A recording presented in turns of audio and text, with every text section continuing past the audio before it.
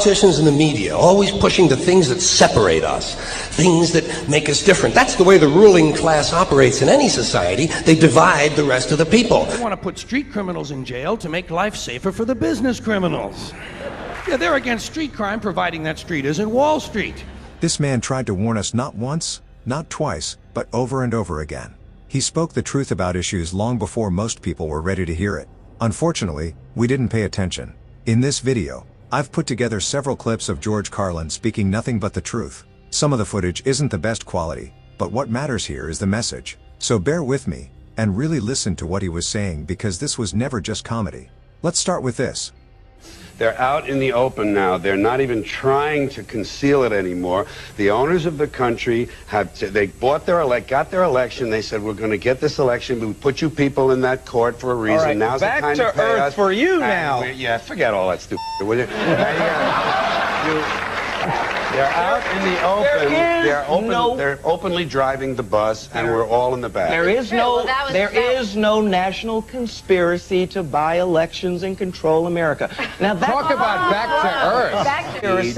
You don't need a formal conspiracy when interests converge. These people went to the same universities and fraternities. They're on the same boards of directors. They're in the same country clubs. They have like interests. They don't need to call a meeting. They know what's good for them, and they're getting it. And there used to be 7 oil companies. There are now 3. It will soon be 2. The things that matter in this country have been reduced in choice. There are 2 political parties. There are a handful of insurance companies. There are about 6 or 7 information things. But if you want a bagel, there are 23 flavors, because you have the illusion. You have the illusion of choice. Right. You don't get the real important choice. There's no freedom of choice. In this first clip, George Carlin pulls the curtain back on power. He explains how the people who truly run things don't need to hide anymore. There doesn't have to be a secret meeting or some dramatic conspiracy. When interests align, when the same people move in the same circles, sit on the same boards, and benefit from the same outcomes, control becomes automatic, choice shrinks, ownership concentrates, and the public is left with the illusion that they still have a say. He takes that idea even further here. I don't like orthodoxy of the left any more than I like orthodoxy of the right. The right-wing Christians are trying to control your behavior. They're trying to control the behavior of other people. The left-wing academics are trying to control the language and behavior of people. I don't like anyone trying to control and dictate to me from an orthodox standpoint. In this clip, Carlin shifts his focus to control from another angle. He doesn't spare anyone. He calls out both the right and the left, pointing out how different groups try to dictate behavior, language, and thought. His point is simple. Anyone who wants to control how you think or speak, no matter where they stand politically, is part of the same problem. And this is where it gets more dangerous. So you'll always have censorship. You'll always have attempts at silencing or altering the way other people speak and think. That's the important thing. See, if you can change people's language, you can change the way they think, because you think in words. So that's the dangerous part. After they clean up the obscenities and the profanity, then the next thing they'll want to clean up is these dangerous political thoughts. These people who have these dangerous thoughts. It's just it's an attempt to control others, and we have to be alert. That's all. Here Carlin explains why language matters so much. Why censorship is never just about cleaning things up or protecting people. Once language is controlled, thought follows. And once thought is controlled, freedom doesn't disappear loudly. It disappears quietly, under polite excuses and good intentions, until people don't even realize what they've lost. Now he zooms out and looks at the bigger picture.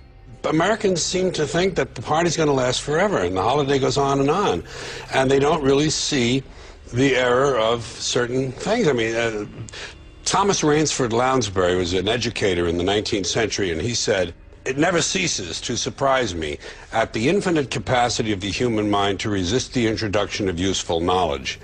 And that's what it is. People know better. People sense better. But they go against it. They just think there are no consequences. It kills me forever. It's a steady downhill slide. This country is really finished. I mean, it really is technically finished. It's just a matter of playing out the end game. Well, it's true. It's true. You can see it. You can smell it. Anyone who can't see it or smell it doesn't understand. Yeah. There's a medical term that they use in hospitals when a person has no future left on this planet, they can't be helped anymore, and they put it on the chart, CTD, circling the drain. And that's what we're doing. We're slowly circling the drain, and the circles get smaller, and they get faster. I enjoy it. Personally, I don't have a stake in the outcome. I personally enjoy this circus that I've been invited to. I've often said when you're born in the world, you're given a ticket to the freak show. When you're born in America, you're given a front row seat, and I couldn't enjoy it more. In this clip, Carlin talks about America as a whole, a society convinced the party will never end. He speaks about denial, decay, and a system slowly circling the drain. What makes this unsettling is how calmly he says it, not with anger, not with panic, but with the certainty of someone describing something already in motion. He doesn't stop there. I'm talking about the fact that a war is old men protecting their property by sending young men, or rich old men protecting their property by sending middle class and lower class young men off to die. It always has been. It's all about owning things. All of this back and forth and debate implies that there are really choices in this country, that we really have choices, freedom of choice. Well, it's an all-volunteer army. Americans are made, they're having trouble filling the slots in this all-volunteer army. I wonder why. Well, raise the pay of the military. Let me say one thing about choice. There is no real choice. They say freedom of choice. You're given an illusion of choice. Americans are meant to feel free by the exercise of meaningless choices. The owners of this country don't care about the poor in general. The owners of this country? What are we going... is this Karl Marx talking to me? The owners of this country are the voters of this country. You're wrong about that, my friend. Aren't the owners of this country the voters in this country who elected George Bush? No, they're not. Listen, politics, these elections are a charade. It is a charade. Oh, okay. They are meant to... Well, I'll tell you, just listen for a minute. Learn a little something. The elections and politicians are in place in order to give Americans the illusion that they have freedom of choice. You don't really have choice in this country. I have an addendum to that.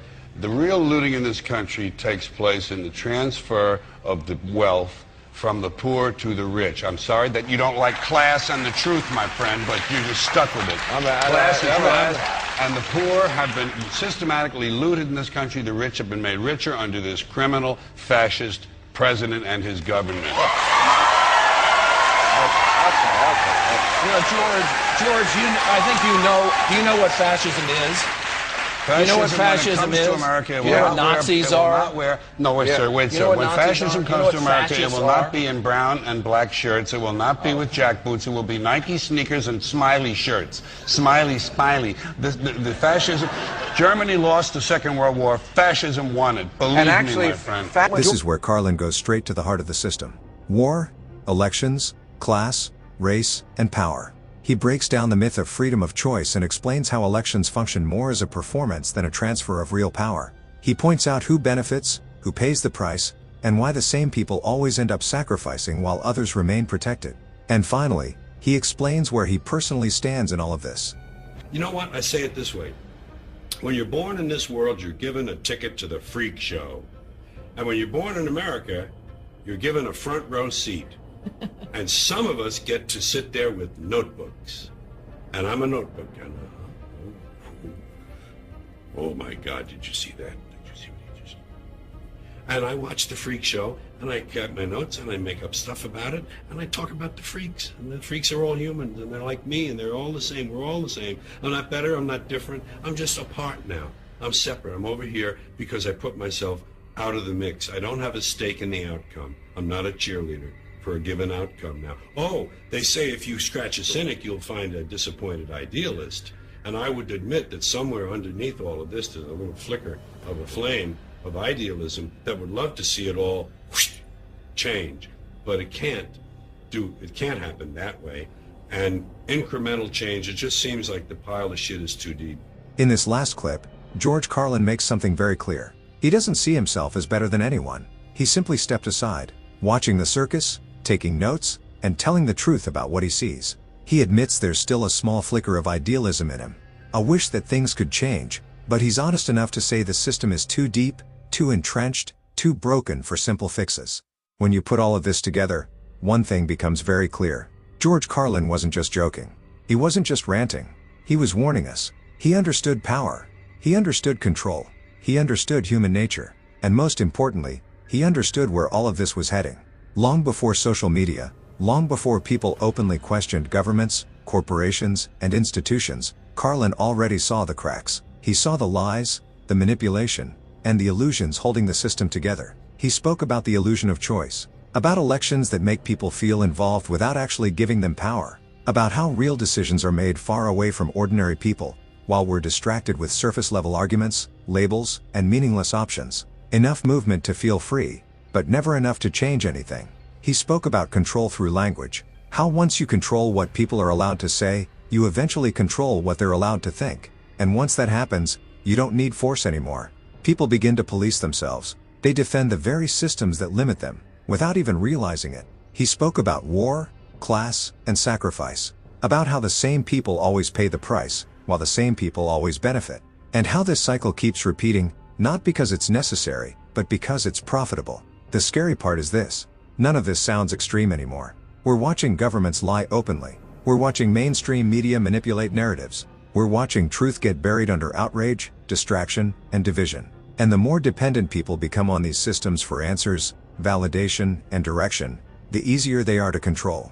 We laughed, but we didn't listen. We quoted him, but we didn't act. George Carlin was a man ahead of his time, not because he could predict the future, but because he paid attention. He observed patterns. He questioned authority. He refused to be comforted by lies. That's the lesson here. Not worshiping Carlin, not repeating his words, but learning to think independently, learning to question narratives, learning to recognize when power is working against you, not for you. Because the government is not your friend. The mainstream media is not there to free your mind. And comfort should never be mistaken for truth. George Carlin chose to tell the truth anyway. And now, years later, we're living inside the world he tried to warn us about all along.